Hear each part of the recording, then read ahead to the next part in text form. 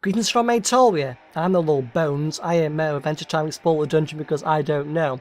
Explore the Dungeon is an RPG dungeon crawler. It was released in November 2013 on Steam and was developed by a studio called Way Forward.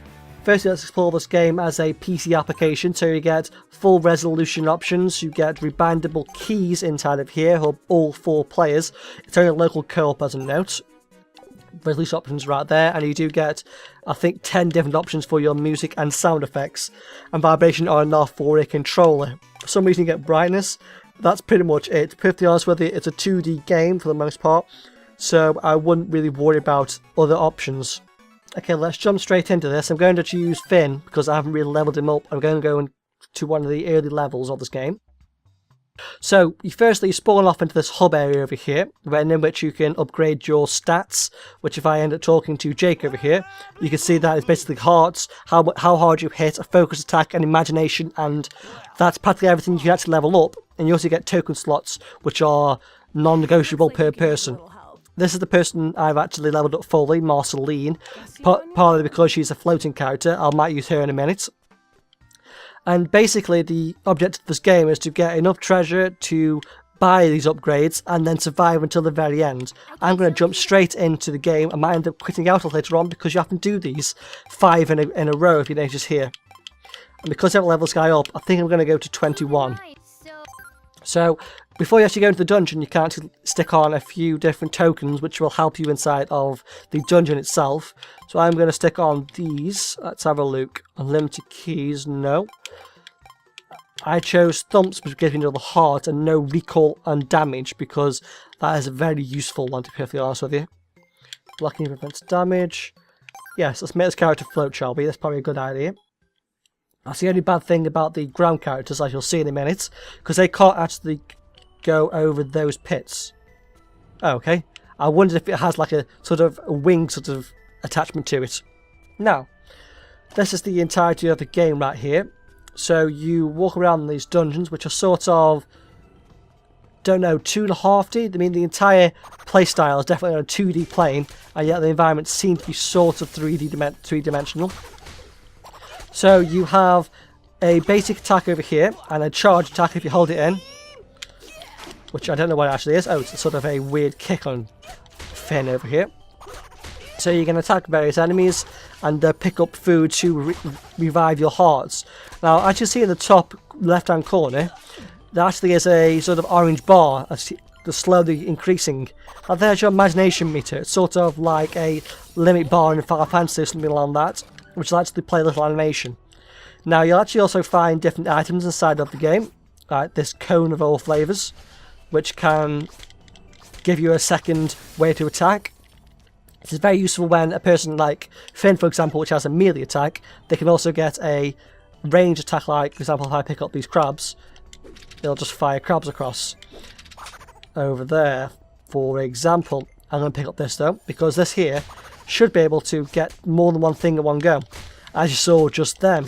Now, enemies spawn out of those weird crystal things, and something you may realise straight away off the bat is the fact that this game has a confused art style, to say the least, because it's sort of an 8-bit retro style in the foreground and then something else in the background, something more graphically intensive, I suppose, in the background in comparison to the retro style. That, for me, really killed the fact that it was 8-bit. It just looks like it's got no soul and no essence to it, or like they didn't quite know what to do. That really killed it for me, to be perfectly honest with you, graphic-wise, especially considering the fact that there's so much that sort of crosses the line, like the food, for example, all 8-bit, the background, not. Doesn't quite make sense how much they're meant to blend together.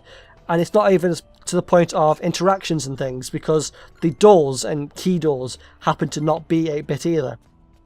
I don't feel them to go all the way or not at all, to be perfectly honest with you. Also, by the way, there are certain parts of this game where there are sort of graphical errors, I would say, where people can clip through various objects. I can't really recreate them here, but I'll probably put some clip on now for you. And certain areas where it seems like the dungeon's been glued together, because this is all randomly generated dungeons. And with that random generation comes another slight problem, is that some of the levels are actually impossible to complete without a key, which the game doesn't actually give you, which is a humongous problem. And I definitely witnessed a sort of 3-stage process throughout my 100 level playthrough of this game. The first one being that you find all the treasure and defeat all the enemies, because it's in a reasonable time frame when you sort of need the treasure to be able to level people up. And the second part was when you sort of realised, oh no, I need at least, let's say, 7 keys to, realistically speaking, to be able to finish the next 5 levels. So you end up just hunting for keys and then defeating enemies on the back burner. And then the third stage was when the game becomes absolutely insanely difficult and absolutely insanely everywhere with the enemies. And you end up literally just going around and finding the exits, to be perfectly honest with you, because at that point you've got more than enough keys to last, so there's no reason why not. Just suppose the main reason why I can't recommend this past level 20 or 30, to be perfectly honest with you, because the game is just so samey. It's just attacking things all the time, but the bosses are fairly interesting, to be perfectly honest with you, and not all of them require a violent means of completing them. However, I just simply cannot recommend the game, especially not at the price, for these levels and this level of depth to the actual game. So, as you also probably hear in the background, the soundtrack is again very confused. It's sort of, in the beginning it becomes very much so non-8-bit, and then towards the end it becomes much more like Amagamaguchi, sort of 8-bit style, which you might have heard me in the previous video, Finn and Jake's Epic Quest, be saying that the soundtrack was quite good. That's sort of because I've been going on a Amagamaguchi sort of drive at the moment, lacking 8-bit music. This has the same thing, but sort of towards the end. I'm actually going to use the imagination thing. If you see the top bar on the left hand side, the orange bar, I'm now going to waste it down. Right here. Magic. Now, as you may or may not have watched the previous video of mine, I did say that I've played this game before. I played this game before with my sister, who is a humongous Adventure Time fan, and she doesn't know who that person is. So that's something or other. I don't know whether anyone else does, but the fact that Jake sort of shrugs his shoulders might mean something. So basically that imagination bar over there, as you can see at the top left of the corner, you can actually get several different ones of on the same character. So, for example, on Marceline, I have 3 different imaginations, depending on how much that's charged up, depends on what it'll actually do. And they don't always do damage on all the players. Sometimes they heal, sometimes they take away curses, for example. Now, to be perfectly honest with you, this is everything in this game. You go around the level trying to find the exits, which I did see over there as a note. I'm going to go back to it over now. And then you carry the treasure forward from one level to the next. And when you go back to the hub, you have one opportunity to spend the treasure, or that's it. And I think there was a token you can get to actually keep your treasure after you've actually gone back into the dungeon. However, it's very expensive. I think I've used it twice, that one, which was very early on. As you can see from the bottom bar, I did actually have to grind quite a bit in this game to be able to complete it as well. I ground with Marceline, which is a character I leveled up completely, just purely because I think she's the best or most rounded character in the actual game.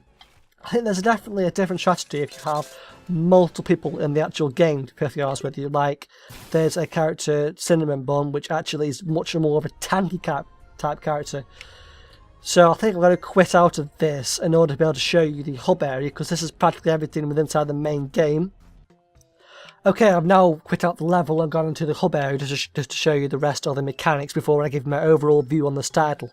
So you only go into the hub area, or get the opportunity to at least, after every 5 levels or a boss, in which you generally get pushed out and definitely into the hub area. When you happen to go back into the dungeon with any treasure, they end up getting taken off you for quote-unquote candy taxes. You also get several party members that slowly increase over time. So as you can see right here, if you see Finn over there, Jake at the top and Cinnamon Bun at the bottom, these are the 4 you get by default. And then you get Flame Princess over here. Go explore the dungeon. You get Ice King. You don't like me? Team Wizard? And you get Lumpy Space Princess. Well, And up here is Susan. Oh no, Susan's not a playable character, sorry. does your talking to me indicate interest in control? Lemon Grab is a playable character. Now Susan and the rest of the characters on this area here actually will give you quests. They won't actually be playable characters. And these quests generally give you treasure. Sometimes they give you a slight upgrade, like she generally bakes you pies and things. I entrusted you with an important job, and you haven't done it yet? As you can see there, they can actually repeat the quests and go back to them all the time and so on and so forth. Now, the dungeon down there is actually randomly generated, but there's only 100 levels to it. The Nightosphere up here is unlimited levels and is incredibly difficult. I could have a go, but I'm definitely going to die. So I guess we'll just sort of do that whilst I give you my last couple of bits of opinion. Let's put no recall on, shall we? So I can't really recommend this game as a AAA title, to be perfectly honest with you. There's no possible way I could ever do that, because past about level 20 it just becomes a tedious runabout for items and a tedious runabout for the exits of the level. You're really just looking for the story, which is why I can only recommend it to firstly hardcore adventure time fans. I couldn't really recommend anyone else. I mean, maybe if, let's say, you have Towerfall games and you want something to play whilst people come in or have it on food or whatever, but to be perfectly honest with you, at the price, definitely not, and past about level 30, definitely not there, which is about 2-3 hours in. So I reckon that's practically everything I have on this game, to be perfectly honest with you, other than the fact that Magic Man is as much of a annoyance in this game as he was in the other game. This game is definitely better than Fern Jake's Epic Quest, but to be perfectly honest with you, I have my own reservations about these games, and I have put up a vlog with more sort of views on where I think Adventure Time should be going, and it's generally not in this sort of direction. Unless you're a hardcore fan, I can't recommend this beyond 3 hours in, and certainly not the price. Adventure Time Explore Dungeon, because I don't know, is on Steam for $40 or £30 or €36.99. See you next one. Goodbye.